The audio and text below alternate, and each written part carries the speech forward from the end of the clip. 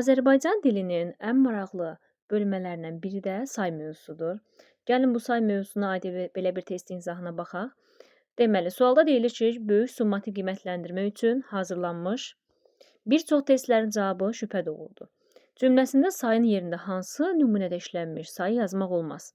Yəni, biz burada bir çox sayını fərqləndiririk və fikir verək ki, bir çox bir sıra saylardan sonra gələn isim cəmdə işlənməlidir və deməli, hansı variantdasa cəmdə işlənməyən bir məqam var. Məsələn, mən hələ də bir sıra mətləblərini, baxın, bir sıra onsuz da özündən sonra gələn ismi cəmdə tələb edir.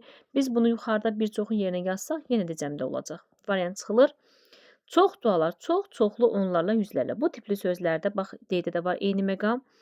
Cəmdə də işlənə bilər, təkdə də. Yəni, mən bunları yuxarıda bir çoxun yerinə əvəz eləsəm, yenə də cavabımız cəmdə olaraq qəbul olunacaq. C və D variantında çıxdıq.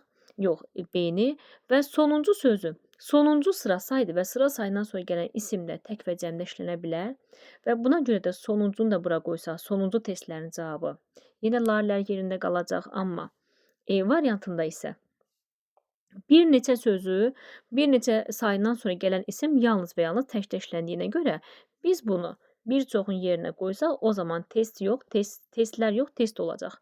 Və buna görə də bizim doğru cavabımız E variantı kimi qəbul olunacaq.